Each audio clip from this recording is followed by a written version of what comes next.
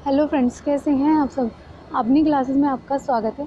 और अगर अभी तक आपने हमारे अपनी चैनल को सब्सक्राइब नहीं किया है तो प्लीज़ सब्सक्राइब कीजिए, रेट कीजिए, रिव्यू कीजिए, कमेंट कीजिए। और अगर आप मैनेजमेंट के स्टूडेंट हैं तो आपके लिए बहुत ही अच्छा कोर्स मैंने निकाला हुआ है दिसंबर एग्ज़ाम के लिए। इसमें आपका कंप्लीट कोर्स मिल जाएगा जो कि मैनेजमेंट स्टूडेंट्स को इधर उधर नहीं जाना पड़ेगा और आपका पेपर सेकंड कंप्लीट हो जाएगा। सो फ्रेंड्स, यहाँ तक हमारा ऑपरेशन रिसर्च की काफ़ी क्लासेस हो चुकी हैं, तो आप वो सारी क्लासेस देखिए क्योंकि ये सब एक सीक्वेंस में है। सॉरी।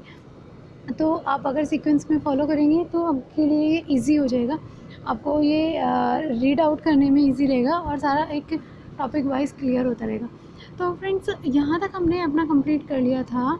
और जो प्रोडक्शन होता है उसकी कुछ स्ट्रैटेजीज़ होती हैं, वो किस किस लेवल पे बनाई जाती हैं, कौन कौन सी स्ट्रैटेजी होती हैं। फर्स्ट होती है स्ट्रैटेजिक प्लानिंग, जो कि टॉप मैनेजमेंट का ये एक पार्ट होता है। और टैक्टिकल प्लानिंग भी एक स्ट्रैटेजी टाइप सी होती है, बट ये जो मिडिल लेवल होता है, इंटरमीडिएट, वो लेवल एक तरीके से इसको हैंडल करता है। ऑपरेशन लेवल का जो होता है वो शॉर्टेज रेंज, मतलब मीन्स जो कि ऑपरेशंस लेवल के लोग होते हैं उस लेवल पे ये हैंडल की जाती है। फ्रेंड, मैंने लास्ट वीडियो में आपको समझाया था कि जो हमारे प्रोडक्शन प्लानिंग है उसे कंट्रोल करने के लिए, प्लान करने के लिए तो फैक्टर्स होते हैं। एक प्राइमरी फैक्टर्स होता है और एक प्लानिंग का होता है और एक कंट्रोलिंग होती है। प्रोडक्शन को हम किस तरीके से प्लान करते हैं, किस तरीके से कंट्रोल करते हैं, किन किन स्टेप्स पे करते हैं।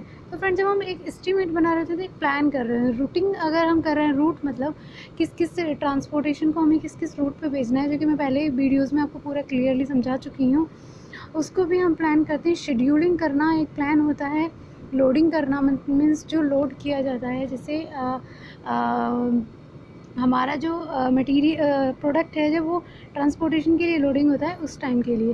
कंट्रोल हम कहाँ कहाँ पे करते हैं, ये जेट चार्ट के थ्रू होता है, वो गैंट चार्ट के थ्रू होती है प्लानिंग। डिस्पैचिंग पे हमें पूरा प्रॉपर ध्यान रखना होता है कि हमारी डिस्पैचिंग अच्छी होनी चाहिए। कहीं पे भी कोई ऐसा ही नहीं है कि कर्टन ऐसा ही है और हमारा जो प्रोडक्ट है वो टूट गया, सपोज़ कांच का है, तो पूरी डिस्पैचिंग हमें पूरे प्रॉपर ध्यान से और अच्छे से करनी होगी। और एक्सपेडिटिंग में भी प्रोसेसिंग का एक पार्ट होता है। ये भी इंस्पेक्शंस पूरा प्रॉपर क्वालिटी वगैरह के लिए जो हम फॉलो करते हैं, ये हमें ज़रूर चाहिए, अच्छा होना चाहिए हमारा इंस्पेक्शन। और इवेलुएट करना, करेक्टिव एक्शन लेना कि अगर सपोज़ कहीं कोई प्रॉब्लम आ रही है तो ये नहीं कि वो क्वालिटी सही नहीं थी फिर भी हमने उसे डिस्पैच करा दिया। हमें पूरा प्रॉपर उसे देखना है कि अगर वो नहीं है तो उसे स्टॉप करा के उसकी क्वालिटी को अच्छे से हमें करना है। फ्रेंड्स, इसमें एक बहुत ही इम्पॉर्टेंट पार्ट आ जाता है, आपने बहुत बार पढ़ा होगा, टाइम एंड मोशन स्टडी, जो कि FW टेलर ने दी थी। उस पर क्वेश्चंस बहुत बार पूछा गया था। ये मैं डीप में क्वेश्चन आपसे को पढ़ा रही हूँ। ये टॉपिक एक्चुअली में क्या है कि इसमें हम वर्कर्स को एक स्टैंडर्ड फिक्स कर देते हैं कि जैसे सपोज़ एक वर्कर्स जो हमारे हैं वो, उनको हम एक जॉब देंगे और उस जॉब पे हम डिज़ाइन करेंगे कि इस जॉब पे ये बंदा इस तरीके से वर्क करेगा। एक सपोज़ कोई एक लेबर है या एम्प्लॉय, वॉट एवर, कोई ज़रूरी नहीं है लेबर के लिए है या इनके लिए, बट ये बेसिकली ये देगा एम्प्लॉयड को कि किस तरीके से हमें उनका वर्क करना है। और उन्हें हम उस तरीके से, जैसे सपोज़ कोई हैंड वर्क करने में बहुत एक्सपर्ट है, उसकी एक्सपर्टीज़ हैंड वर्क में, बट हमने उसे किसी अदर काम में लगाया हुआ तो प्रोडक्टिविटी नहीं मिलेगी। तो इसलिए हमें जो जिसमें एक्सपर्टीज़ है, जो जिसको काम को बहुत फाइनली कर सकता है, उसके थ्रू कराएंगे तो एक तो हमारा टाइम बचेगा एंड देन प्रोडक्टिविटी बहुत अच्छी आएगी निकल के। तो ये बोला गया था टाइम मतलब मेज़रमेंट करने में, किस तरीके से हम वर्क को स्टडी करें, किस तरीके से हम टाइम को अपने यूटिलाइज़ करें, वर्क को पूरा प्रॉपर सैम्पलिंग करें, एक फ्रेम में हम जोड़ें या एक डिज़ाइन करें, ये उसी के बारे में इसमें बताया गया है कि हमारा जो वर्क है उसको हम एक बेस्ट तरीके से एक्टिवली ज्वाइन कराएँ और अपनी जो रिसोर्सेज हैं उनको प्रॉपर यूटिलाइज़ करें, जिससे हमें बेस्ट जो हमारा आउटपुट है वो आएगा। एंड देन इसका ऑब्जेक्टिव क्या है, वर्क स्टडी करने का मेन ऑब्जेक्टिव है कि जो हमारा प्रोडक्टिविटी है या जो भी हमारा आउटपुट है या जो हमारा प्रोडक्शंस है उसको हम बेस्ट तरीके से ऑप्टिमम लेवल तक पहुंचाएं। तो इसलिए इसको इन्होंने स्टडी करने का देखा। तो इसमें क्या होता है कि जो एक वर्क होता है वो एक पूरा प्रोसेस से होता है, जो बेस्ट तरीका होगा उस वर्क को करने का वो हम एक्सेप्ट करते हैं। एंड देन जो हमारा वर्क कंटेन है उसको हम मेज़र करते हैं कि इस वर्क में किस तरीके की रिक्वायरमेंट है, किस तरीके के वर्कर्स की रिक्वायरमेंट है। मीन्स क्वालिफाइड वर्कर्स वो होते हैं जो कि वर्क जो जैसे मैंने अभी बोला कि एक्सपर्टीज़ होनी चाहिए, फाइन होनी चाहिए, तो देन उसको हम उसमें देखते हैं। इसका जो बेनिफिट है उससे हमारी प्रोडक्टिविटी इंक्रीज़ होगी, जैसे मैंने अभी बताया ऑपरेशन बेस्ट चलेगा और रिड्यूस्ड कॉस्ट भी रिड्यूस होगी। और जो हमारा लेआउट जो मैं ऑलरेडी पढ़ा चुकी हूँ तो वो हम प्रॉपर तरीके से यूटिलाइज़ कर पाएंगे और हमारी जो प्लानिंग है वो बेस्ट रहेगी अपने रिसोर्सेज, अपने प्लान के लिए, अपने प्रोडक्शंस के लिए। एम्प्लॉय भी उसमें जो एम्प्लॉय जो वर्क कर रहा है वो भी खुश होकर सेटिस्फाई होकर वर्क करेगा, तो उसके अकॉर्डिंग उन्हें फेयर वेजेस भी मिल सकेगी कि एक्चुअल में बंदा इस लायक है तो इसको इसी के लायक मतलब उसकी परफॉर्मेंस के बेस पे तरीके से उन्हें पे मिलेगा। एंड देन वर्किंग एनवायरनमेंट अच्छा होगा, किसी को स्ट्रेस भी नहीं होगा, रिलैक्स होकर काम करेंगे, वर्क भी अच्छे से निपटेगा। एंड देन कॉस्ट जो है रॉ मटेरियल की वो भी निकल के आएगी, एक स्टैंडर्ड परफॉर्मेंस होगी, बेटर इंडस्ट्रियल रिलेशनशिप भी अच्छे होंगे। जब वर्कआउट अच्छा होगा, आउटपुट अच्छा निकल के आएगा तो कस्टमर भी सेटिस्फाई होगा। एंड देन इसमें एम्प्लॉय भी सेटिस्फाई होगा कि हाँ मैं जो वर्क कर रहा हूँ वो अपनी कैपेबिलिटी के अकॉर्डिंग, अपनी एबिलिटी के अकॉर्डिंग, अपनी स्किल्स के अकॉर्डिंग, अपनी नॉलेज के अकॉर्डिंग कर रहा हूँ, तो वो भी एक तरीके से इसमें सेटिस्फाई रहेगा। एंड देन वर्क को कैसे मेजरमेंट किया जाता है, एफडब्ल्यू टेलर ने बोला था इसमें वर्क को किस तरीके से हम मेजरमेंट कर सकते हैं। वर्क को हम डिज़ाइन करके उसको एक प्रॉपर तरीके से सिस्टमेटिक बेस से हम उसको डिटर्मिनेट करके किस तरीके से बनाया जाए उसको हम देखते हैं, और जो क्वालिफाइड वर्कर्स हैं उनको हम इसमें ऐड ऑन करते हैं जो और एक्सेप्ट कर पाते हैं कि फिज़िकली कौन कितना एबल है, किस लेवल तक हमें रिक्वायरमेंट है, उसकी मेंटालिटी किस तरीके की, कितना इंटेलिजेंसी है, ये सब चीज़ें हम उसमें रिक्वायरमेंट के अकॉर्डिंग हम उसमें देखते हैं। और ये इंटरनेशनल लेबर ऑर्गेनाइजेशंस के अंडर इसको देखा गया था। अमाउंट अब मैं फ्रेंड्स इसमें थोड़ा सा आपको बताना चाहूँगी, थोड़ा एक डिस्क्रिप्शन में बहुत बार आया कि स्टैंडर्ड क्वालिटी क्या होती है या क्वालिफाइडिंग क्या होती है। जो अमाउंट ऑफ द टाइम होता है एक्सपेक्टेड टू टेक एक्सप्रेस्ड, वो टाइम स्टैंडर्ड में आएगा, वर्क स्टैंडर्ड में आएगा, लेबर स्टैंडर्ड में आएगा, प्रोडक्शन स्टैंडर्ड में आएगा, स्टैंडर्ड टाइम में आएगा। स्टैंडर्ड टाइम क्या होता है, जो हमारे अमाउंट ऑफ टाइम पे क्वालिफाइड वर्कर, मतलब कितने टाइम पे वर्कर ने उस वर्क को फिनिश्ड किया, उसकी स्पीड, उसकी एक तरीके से रिटर्नेंसी को चेक किया जाता है। ये हमारा जो जाएगा ये स्टैंडर्ड टाइम में जाएगा। और वर्क को किस तरीके से वर्क हम कंप्लीट कर रहे हैं, मतलब लाइक जैसे सपोज़ ए लेबर है, ए लेबर को हमने सोचा कि इतने टाइम में करके दिखाएगा, हमारी एक्सपेक्टेशन थी, बट उसने कितने टाइम में करके दिखाया वो टाइम स्टैंडर्ड है। बट स्टैंडर्ड टाइम क्या है, हम चाहते हैं कि 1 घंटे में इसने कितना किया। एक था जो हमने सोचा कि 1 घंटे में 10 करेगा, बट उसने 12 किए या 8 किए, ठीक है, तो वो एक हमारा टाइम, हमने अपना आप टाइम सेट किया था। बट एक होता है कि उसने 1 घंटे में कितने किए वो फाइंड आउट करना, वो हमारा एक स्टैंडर्ड टाइम को हम क्रॉस चेक उसमें करते हैं। तो फ्रेंड्स इसमें मेजर ऑब्जेक्टिव इसको करने का क्या होता है, इससे हमें पता चल पाता है कि हमारा जो मॉनिटरिंग है वो सही हो रही है गलत, क्या बंदा एक्चुअल में इतना कर सकता है या इससे ज़्यादा भी कर सकता है। हमारा प्लानिंग भी देखेंगे कि यार ये बंदा ज़्यादा कर सकता है तो हमें थोड़ा उसी के अकॉर्डिंग इसको वर्कआउट करना है। उसकी एफिशिएंसी भी चेक कर पाएंगे, रिलायबल जो है मतलब परफॉर्मेंस लेवल की वो भी हम चेक कर पाएंगे, कॉस्ट भी देख सकते हैं। ये सारे बेनिफिट्स इससे होते हैं। टाइम एंड मोशन स्टडी में बोला गया है कि जो हमारी टाइम स्टडी होती है वर्क ऑफ फ्रेडरिक विजडम्स, इसने टेलर ने देखा था मोशन स्टडी में।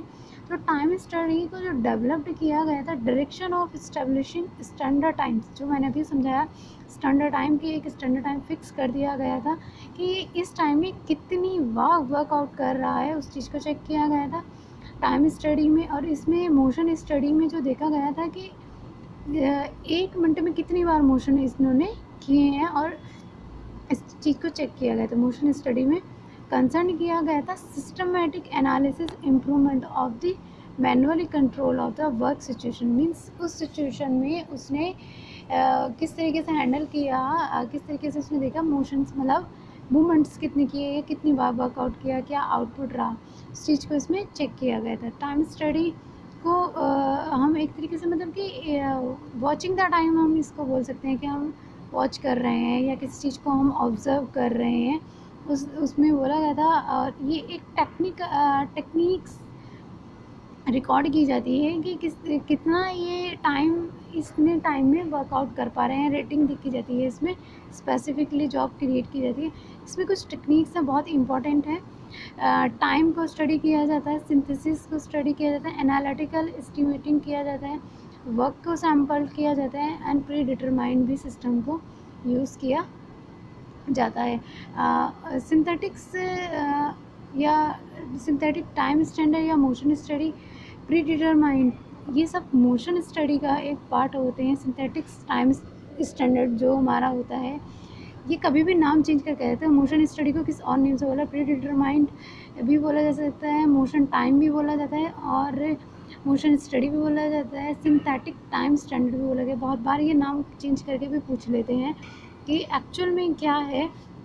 तो फ्रेंड्स इसमें क्या है कि देखते हैं कि इन वेस्ट ऑफ टाइम का एक बार इसमें रिजल्ट आउट किया जाता है कि क्या नेसेसरी है, क्या अननेसेसरी है। हम इसको वर्कआउट करते हैं इस पार्ट में। ये भी एफ.डब्ल्यू. टेलर, क्योंकि एफ.डब्ल्यू. टेलर का ही ये पार्ट है, टाइम एंड मोशन स्टडी। तो इसमें हम पूरा टाइमिंग को या वेस्ट ऑफ टाइम या वेस्ट ऑफ रिजल्ट, इन सब चीज़ को हम फाइंड आउट करते हैं। अब नेक्स्ट एक टॉपिक है बहुत ही इम्पॉर्टेंट है। ये एक बार इसकी एब्रीवेशन पूछी गई थी एंड ये क्यों यूज़ किया जाता है ये पूछा गया था। तो स्टैटिकल क्वालिटी कंट्रोल के नाम से ये SQC पूछा गया था, इसकी एब्रीवेशन। सो इसकी फुल फॉर्म फ्रेंड्स आप याद कर लें, छोटा सा टॉपिक है इसलिए मैंने डाल दिया। ये एक्चुअली में पूछा गया था किसका एक्सपेरिमेंट है। ये एक टेलीफोनिक लेबोरेटरी थी, वहाँ पे ये एक्सपेरिमेंट किया गया था। तो 1920 में फ्रेंड्स इतना ज़्यादा कुछ नहीं आया, बट मैंने फिर भी थोड़ा डाल दिया है कि फुल फॉर्म का पता चले एंड किस टेस्ट पे ये यूज़ किया गया था। क्वालिटी के लिए एक मैथमेटिक क्वालिटी स्टैंडर्ड्स का प्रोसीजर्स है। तो इसमें ये भी पूछा गया है लिमिट्स, जो कि बहुत इंपॉर्टेंट है, बहुत बार पूछा गया है। अपर कंट्रोल लिमिट होती है, एक एवरेज होती है, एक लोअर होती है, और ये कर्व बेस्ड होता है फ्रेंड्स। हमें ध्यान रखना है, कर्व बना होता है, ये कर्व होता है, जो कि एक टेलीफोनिक लेबोरेटरी में इसको एक टेस्ट किया गया था, पूछा गया है, इसलिए मैंने डाल दिया है क्योंकि ये बहुत इंपॉर्टेंट है। इसमें upper control line, average and lower. तो इसमें ये बोला गया था कि हमेशा हमें अपनी लाइन को मेंटेन करके रखना है। जो हमारी एवरेज क्वालिटी कंट्रोल लाइन है, इसी के इधर उधर रहना, मतलब इसके ऊपर नीचे ही रहना है, ना तो बहुत ज़्यादा कंट्रोल करना और ना ही उन्हें लिबर्टी छोड़ देना है। तो एक एवरेज मेंटेन करके चलना है। अब आप ध्यान रखना कि SQC में बोला गया था एक कंट्रोल को मेंटेन करके रखा गया था, जो कि एवरेज क्वालिटी कंट्रोल लाइन और कर्व बेस था। बार बार बोल रही हूँ, इस पर पूछा गया है। एक LLP मेथड जो हमने फर्स्ट क्लास में पढ़ा था ऑपरेशन की, ये हमारा लीनियर प्रोग्रामिंग प्लान के पे था। इसमें एक सेंसिटिव एनालिसिस पूछा गया था एक बार, मैंने सोचा डाल देती हूँ क्योंकि ये पूछा गया है, बहुत बार ये आ चुका है क्वेश्चंस में। दो से तीन बार ये सेंसिटिव एनालिसिस पूछा गया था कि LLP में सेंसिटिव को क्यों बेसिकली डाला जाता है। तो सेंसिटिव क्या है कि ये हम पोस्ट ऑप्टिमलिटी एनालिसिस करते हैं। मीन्स हमने किसी आउटपुट को अचीव कर लिया, अपने गोल को अचीव कर लिया, एंड देन उसके बाद हम इसमें एनालाइज करते हैं कि क्या उसका रिज़ल्ट आउट रहा। इसके बाद में एक बार पूछा गया है कि असाइनमेंट प्रॉब्लम जो है, असाइनमेंट ट्रांसपोर्टेशन प्रॉब्लम में वो क्या होती है। तो फ्रेंड्स ये जो असाइनमेंट है कि इसमें एक ऑप्टिमम सोल्यूशन फाइंड आउट किया गया है प्रॉब्लम का कि minimum cost to maximum sales and revenue, इसमें देखा गया है असाइनमेंट प्रॉब्लम के अंदर। तो इसमें एक आता है कि बैलेंस्ड और अनबैलेंस्ड, ये शॉर्ट में नहीं, इनका पूरा फॉर्मूला आया है फ्रेंड्स। तो हमें ध्यान रखना है कि number of row is equal to number of column, ये हमारा बैलेंस्ड असाइनमेंट प्रॉब्लम में आएगा। अनबैलेंस्ड असाइनमेंट प्रॉब्लम में क्या आता है, number of row is equal to में इसमें इक्वल टू करके आया है number of column and in such are situations. Dummy row जो हमारे होते हैं, रो और कॉलम जो मैंने आपको बताया है, उसके बारे में इसमें बोला गया है अनबैलेंस्ड में, जिससे हम डमी को शो करके अपनी प्रॉब्लम को इक्वल बनाते हैं। तो फ्रेंड्स हमें ध्यान रखना अनबैलेंस्ड में किस तरीके से करते हैं और बैलेंस्ड में किस तरीके से करते हैं। क्यू इन थ्योरी मैंने आपको लास्ट टाइम कराई थी। क्यू इन थ्योरी को वेटिंग लाइन भी बोला जाता है। इसमें हमें कस्टमर का बिहेवियर पढ़ना है, क्योंकि ये सारा मैं आपको ऑलरेडी करा चुकी हूँ। एक ईयर लिंगन ने इसमें बोला गया था, लिंगन ने बोला था। इसमें अराइवल पैटर्न क्या होता है, इसमें 4 पैटर्न होते हैं। एक होता है क्यू सर्विस सिस्टम्स, एक arrival pattern, service facility and क्यों डिसिप्लिन। ये 4 चीज़ें पूछी जाती हैं, क्योंकि कभी कभी शॉर्ट में पूछ लिया गया है, एक दो बार पहले पूछा गया है। तो हमारा जो सिस्टम को जो फॉलो करता है उसमें हम अराइवल पैटर्न को देखते हैं कि एक्चुअल में जो अराइवल पैटर्न था वो सही था या नहीं, किस तरीके से हम उसको डिटर्मिनेट करते हैं। एंड अराइवल पैटर्न क्या होता है, अराइवल पैटर्न होता है जिसमें हम एवरेज रेट को कैलकुलेट करते हैं कि कस्टमर को एक्चुअल में कितना टाइम लगा अराइवल में, और अराइवल में कितना टाइम लगा एंड देन एक्चुअल में कितना लगा, एंड देन वो अपने अराइवल टाइम से सेटिस्फाई है या नहीं। सर्विस फैसिलिटी में हम देखते हैं कि जो नंबर ऑफ द कस्टमर्स हैं उन्हें जो सर्व्ड किया गया है टाइम, हम इसमें टाइम को देखेंगे कि उन्हें जो टाइम दिया गया है उस टाइम से और एक्चुअल फैसिलिटी के टाइम में कितना डिफरेंस है। क्यों डिसिप्लिन में हम देखते हैं चूजिंग कस्टमर सर्विस, मतलब कस्टमर ने कौन सी सर्विस चूज़ की है। First in first out means जैसे हम सपोज कहीं पे गए, हमने देखा लाइन वहाँ बहुत कम थी और जो सर्विसर थे वो बहुत अच्छे थे, उन्होंने क्विकली वर्क किया और हमें बहुत जल्दी हमारा वर्कआउट हो गया वहाँ से। तो ये भी इसमें चेक किया जाता है। इसमें कस्टमर का बिहेवियर पे बहुत बार क्वेश्चन आए, इवन जगह हैं। वॉकिंग क्या होता है, वॉकिंग में जो कस्टमर होता है वो क्यू को ज्वाइन नहीं करता है। ध्यान में रखने वाली यह बात है कि वॉकिंग में कस्टमर क्यू नहीं ज्वाइन करता है, वो सिर्फ इधर उधर घूमता रहता है और मौका देख के तुरंत अपनी सर्विस लेके निकल जाता है। कोल्यूजन्स में क्या होता है, सपोज़ मैं अपनी फ्रेंड्स के साथ में या हम एक ग्रुप अपना कहीं क्यू में खड़े हैं, तो हम क्या करेंगे, किसी एक बंदे को लाइन में लगा देंगे, पूरा ग्रुप अपना आराम से बैठ जाएगा। ठीक है, तो मीन्स बंदा सिर्फ सिंगल पर्सन आए क्यू में ज्वाइन किया, but service as a group या सेवरल लोगों ने वहाँ पे टैकल की। फिर आती है रीइंजीनियरिंग। इसमें क्या होता है कि आप कस्टमर जब वेटिंग के लिए वेट ही नहीं करना चाहता, मीन्स कस्टमर आएगा, आते ही उसने तुरंत सर्विस चाहिए, वो वेट ही नहीं करना चाहता है। जॉगिंग में क्या होता है कि कस्टमर, आपने देखा होगा जैसे 4-5 लाइन्स लगी हुई हैं, तो क्या करेंगे, अब कभी हम इधर लगेंगे, यार ये छोटी लाइन होगी, उसमें चले जाते हैं, उससे भी छोटी है उसमें चले जाते हैं, इधर उधर जंप करते रहते हैं। तो जॉगिंग में इस तरीके से होता है। ये एक सिस्टम होता है सर्विस का, मैं आपको एक बार पिक्चर में दिखा देती हूँ, शायद आपको इजी समझ में आए। Single service single line Q होती है कि एक ही लाइन है, एक ही देने वाला है हमें सर्विस जो प्रोवाइड करा रहा है। And then single service several queues means क्या है कि एक बंदा है, जैसे सपोज़ हम काउंटर पे जाते हैं कैश सबमिट करने, बट लाइन 3-3 लाइन लगी हुई हैं, तीनों लाइन 1 बाय 1। अब फर्स्ट लेडीज़ जाएगी, सेकंड जेंट जाएगा, थर्ड कोई और जाएगा, इस तरीके से सिंगल सिंगल सीक्वेंस वाइज हम जाएंगे। एंड थर्ड में क्या है कि लाइन तो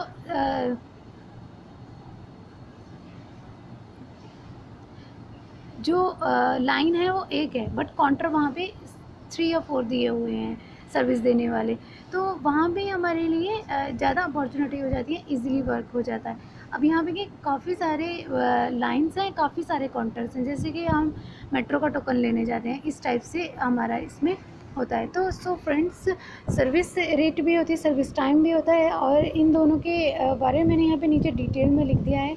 1-2 बार फॉर्मूला पूछा गया है, तो प्लीज़ आप इसको बहुत अच्छे से रीड आउट करके जाना, क्योंकि क्वेश्चंस आया हुआ है।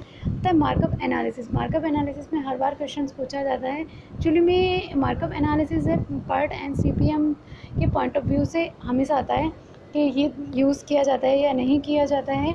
ये हमेशा PERT एंड CPM में यूज़ किया जाता है, क्योंकि इसमें हम जो हमारा करंट बिहेवियर है उसको प्रेडिक्ट करके हम फ्यूचर के लिए बिहेव किस तरीके का होगा, उन वेरिएबल्स को कंसीडर करके सिचुएशन के अकॉर्डिंग डिसीजन लेते हैं। So friends, thank you so much, and please rate review कीजिए, कमेंट कीजिए, और अगर आपको अदर किसी टॉपिक पे वीडियो MCQs चाहिए तो प्लीज़ आप मुझे फॉलो करते रहिए और मुझे कमेंट बॉक्स में लिख सकते हैं फ्रेंड्स। बहुत सारे MCQs आने वाले हैं, बहुत सारे कंटेंट आने वाला है। मैंने बहुत सारा कुछ बनाया हुआ है दिसंबर के लिए। कंप्लीट सिलेबस के साथ साथ आपको मैं प्रैक्टिस MCQs भी कराऊंगी। प्रीवियस ईयर के मैंने MCQs डाले हुए हैं, तो प्लीज़ आप उन्हें भी देखिए। Thank you so much.